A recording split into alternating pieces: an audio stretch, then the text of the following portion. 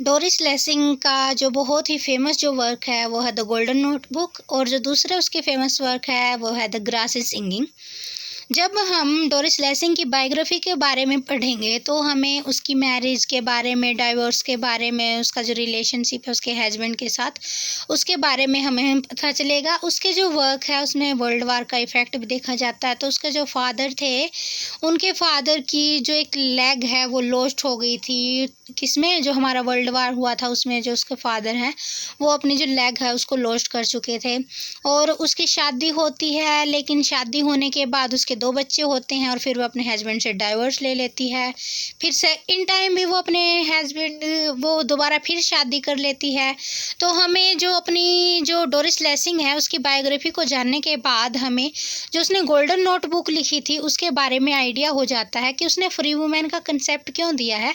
जो हमारी Doris Lessing थी वो बहुत ही ज़्यादा ओपन माइंडेड थी।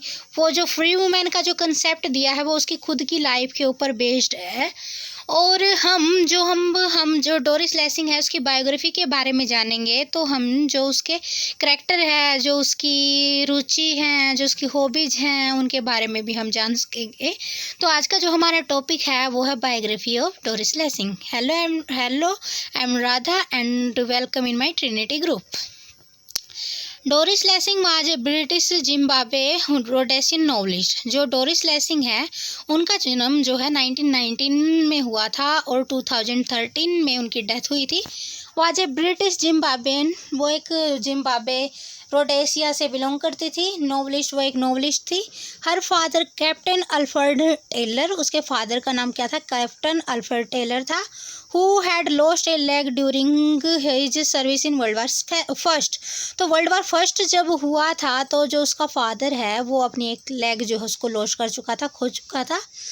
इन 1925 में the family moved to British colony.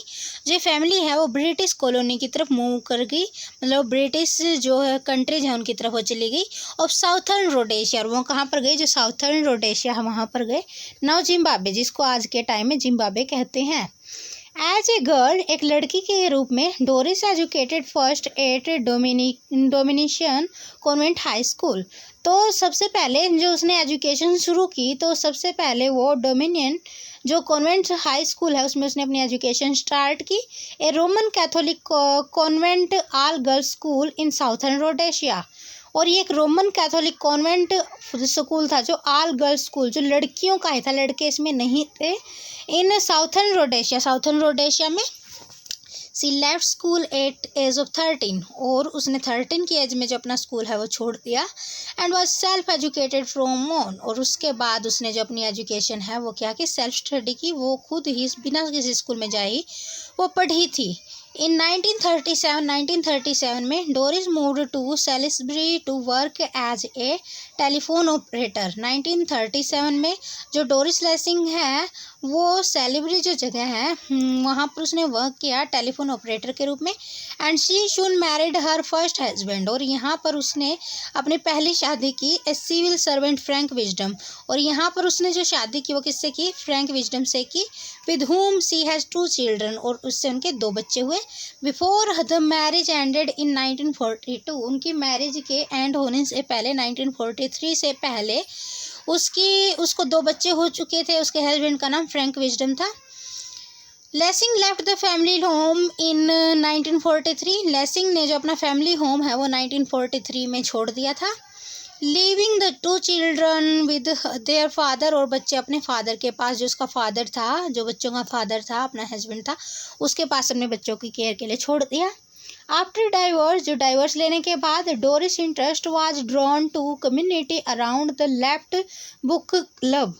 तो अब उसको कम्युनिटी जो होती है उसमें इंटरेस्ट बढ़ गया और उसने लेफ्ट बुक क्लब जो है इसको क्या कर लिया, इसको उसने ज्वाइन कर लिया। It was here that she had joined organisation and she met her future second husband. और यहाँ पर जब इसने इस ऑर्गेनाइजेशन को ज्वाइन कर लिया तो इसे अपना जो फ्यूचर सेकंड हस्बैंड है वो मिला, जिसका नाम है गॉडफ्राई लेसिंग। तो उसका नाम था गॉडफ्राई लेसिंग, वो उससे मिली। गॉडफ्राई उसका जो सेकंड हस्बैंड है वो है, उससे मिली। And had a child together, और उसका यहाँ पर भी एक बच्चा हुआ। बिफोर द डाइवर्स लेने से पहले, इससे भी इन्होंने डाइवर्स ले लिया था इन 1949 में इन्होंने जो गॉडफ्राइड है उससे भी डाइवर्स ले लिया था। She did not marry again, लेकिन अब इससे डाइवर्स लेने के बाद उसने अपनी जो लाइफ है उसमें दोबारा शादी नहीं की। Lacing also had a love affair with RAF serviceman John white horn, और उसका जॉन व्हाइट हॉर्न नाम का एक बंदा है उसके साथ अफेयर भी रहा, लव अफेयर रहा, लेकिन शादी नहीं की, उसने शादी 2 बार ही की। लेसिंग मूव्ड टू लंदन, जो लेसिंग है फिर वो लंदन की तरफ चली गई इन 1949 विद हर यंगर सन, अपने जो सबसे छोटा जो बेटा था उसके साथ, पीटर उसका नाम था, पीटर अपने बेटे के साथ वो लंदन में गई to pursue her writing career, और वो अपना जो राइटिंग करियर था वो उसको अभी भी चलाए हुए थे, परस्यू कर रही थी। At the age of 15 Lessing begin to sell her stories to magazine, जब वह सिर्फ 15 साल की थी तो उसने अपनी जो स्टोरीज हैं वो मैगजीन के लिए बेच दी थी। और उसके जो फेमस नॉवल हैं ये मैंने आपको पहले ही बता दिए हैं। द ग्रास इज सिंगिंग है जो कि 1950 में पब्लिश हुआ था। गोल्डन नोटबुक है जो कि 1962 में पब्लिश हुई थी। इन 2007 में जो लेसिंग है वह जो अवार्डेड नोबेल प्राइज, उसको नोबेल प्राइज मिला फॉर लिटरेचर के लिए। She received the prize at the age of 88 years and 52 days, और जब उसे ये नोबेल प्राइज मिला था तो वो 88 साल की और 52 दिनों की थी, मतलब 88 साल 88 ईयर्स एंड 52 डेज। तो 88 ईयर्स 52 डेज ओल्ड थी जब उसको जो नोबेल प्राइज़ मिला था। शी डाइड ऑन 17 नवंबर 2013, और अभी जो 17 नवंबर 2013 है उसमें उनकी डेथ हो गई एज 94, और जब उनकी एज थी वो 94 थी। At her home in London, जब वह अपना जो लंदन का जो होम है वहाँ पर वो रह रही थी तो उनकी जो एज थी वो कितनी थी, 94 थी।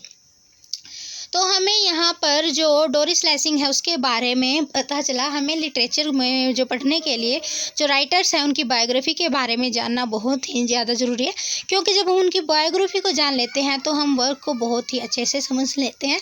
तो जो डोरिस लेसिंग का द गोल्डन नोटबुक है वो फेमिनिस्ट क्रिटिसिज्म में आता है। उसने फ्री वुमेन का कंसेप्ट दिया है, और उसने जो 2 वुमेन है उनका एग्जाम्पल दिया है कि जो 2 वुमेन है वो फ्री हैं, उनके साथ कोई उनका हस्बैंड नहीं है, मैन नहीं है, और वो अपनी लाइफ में बहुत ही फ्री है। तो ये उनका एटीट्यूड हमें कहाँ से पता चलता है, तो हमें उसकी जो बायोग्राफी को जानते हैं कि उसने 2 बार शादी की और शादी करने के बाद भी उसका अफेयर रहता है। तो इन सब चीज़ों से हमें उसकी जो पर्सनल लाइफ है उसके बारे में पता चलता है कि वो जो खुद भी क्या है, एक फ्री वुमेन का जो कंसेप्ट है उसको अपनी लाइफ में अपनाए हुए थे। जो फ्री वुमेन का कंसेप्ट उसको वो फॉलो कर रही थी। तो इस वजह से हमें जो बायोग्राफी है उनको जानना बहुत ही ज़्यादा ज़रूरी है। तो आपसे एक ही रिक्वेस्ट है कि please subscribe my channel and thank you.